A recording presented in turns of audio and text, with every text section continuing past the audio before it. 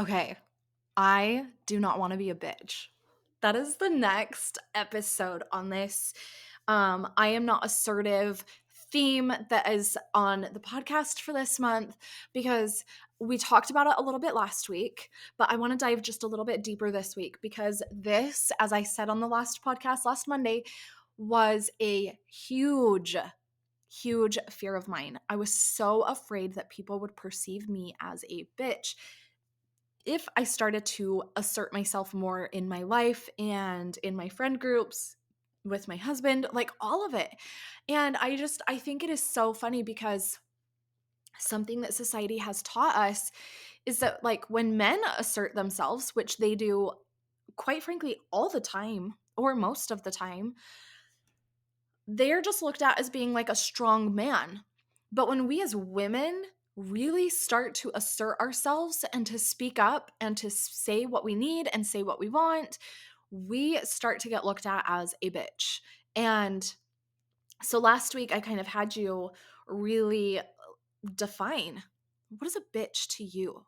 And what is your definition of it? For me, it was just like a woman who intentionally hurt people and would just assert herself in ways that it wasn't even being assertive. She was just being horrible. Like, this is how I picture a bitch, but just like intentionally trying to hurt people or intentionally trying to like go against the status quo just to get like, just to ruffle feathers and just to like rile people up.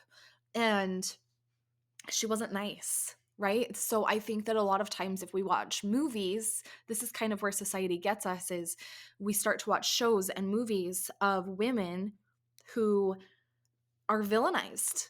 And quite frankly, in a lot of these shows, they are a bitch. And so we pick up this perception that if we start to assert ourselves, that is how we are going to act, which is just not true. And so when you look at your definition of what you think a bitch is, I want you to ask yourself, like, are the things that you're wanting to shift, would you consider yourself a bitch for wanting to change, right? For wanting to say, when your friends are like, where do you guys want to go for lunch or for dinner or whatever? And you speak your mind and say, oh, I would love to try this new restaurant. Well, is that being a bitch? No. And I think that some of us, going back to these kind of like childhood ideas, right, where we're trying not to ruffle feathers, we don't want to talk back to our parents. We now have this fear of putting boundaries in place and living life our way. So maybe your mom, let's just say you work from home. We'll give an example here. You work from home and your mom just thinks it's so cool to show up at random times of the day and invite herself in and stay for an hour, and you really want to put a boundary in place. You want to tell your mom, like, hey, I actually work from home. You can't just stop by anytime that you want. And if you continue to stop by anytime that you want, I'm gonna lock the door and I'm actually not gonna come open it for you when you arrive. Like, you can come visit me between this time and this time. And when I'm saying this, maybe there's all of this stuff kind of rising up in you that you are just like, oh my gosh, I could never do that. Like, that would make my mom feel so bad. And it's like, but is the intentionality behind that to hurt your mom? Or is it to allow yourself the time and the space to get the work done while your kids are at school and not be interrupted, which will then in turn protect your own inner peace because now you're accomplishing living the life that you desire to live and creating what you desire to create so that you can have the life that you want. Right? But if mom keeps showing up every single day and interrupting that, and you're losing 2 hours of work time every time that she does, well, now when she leaves, are you trying to finish work when your kids get home from school or at night when your husband's home and you're wanting to spend time with him instead? And then you're getting so frustrated that like your mom keeps coming over and you just weren't able to get done what you needed to get done. Right? So you have to look at it that way. It's like, you are not a bitch. You are protecting your own inner peace in this situation. And I think a lot of times when I start to talk about, I love boundaries is truly like the foundational, it's the foundation for everything in life.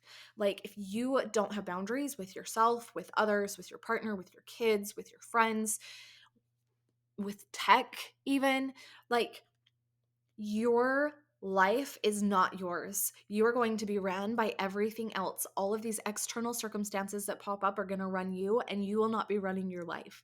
And so, as you saw in the example, if you do not set a boundary with your mom who shows up every single day to get the things done that you need to create that life that you want, then you are the one who is suffering. And we don't want that.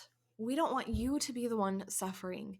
And I can hear some of you, like this little voice just popped in my head that's like, well, you have no idea what my mom is like, or my mom will be so hurt, or my mom this. And that's great. But your mom is also not living your life. You are living your life. You know what you are creating. And so you get to have the opportunity now to be like, Mom, you can show up from this time to this time. These are my parameters. These are my boundaries.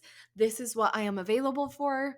And other than that, because if you had a 9 to 5 job that you left the house to go to, your mom's not going to be showing up, right? She's not going to be calling you at work. Maybe she would. I don't know. But you would get in trouble real fast at work too. So it's the same thing. You get to take your life seriously and the life that you are creating for yourself seriously. And you get to put the parameters in place that tell people how they can be a part of your life and how they can treat you. And what a gift that you're like, Mom, I can't see you during these times, but I can see you during these times. What works for you? And allowing her to choose. And maybe she wouldn't be as upset about that, right? I think if you came at it of like, Mom, you're driving me freaking crazy. You show up at my house every day. I can't have this anymore. Then yeah, maybe you're trying to intentionally hurt her, right? By being a bitch. But if you were just putting a boundary in place to be like, Mom, I have stuff that I have to get done. And if I had a regular job, like my boss would not allow this. And therefore, I am my own boss. I am not allowing this. Here are some times that I am available for you to stop by for a visit. Does this work for you? See how different that is, right? Now you are able to have your workday and to get things done. If your mom has an emergency, sure, she could call you, but now you have a time planned where she still gets some of your time if that's the relationship that you want to have, and you want to have time with your mom every day or a few times a week or whatever. You still get that. You still get that. But what do you need to prioritize earlier in your day? And can you see the difference in you are not a bitch for needing that for yourself?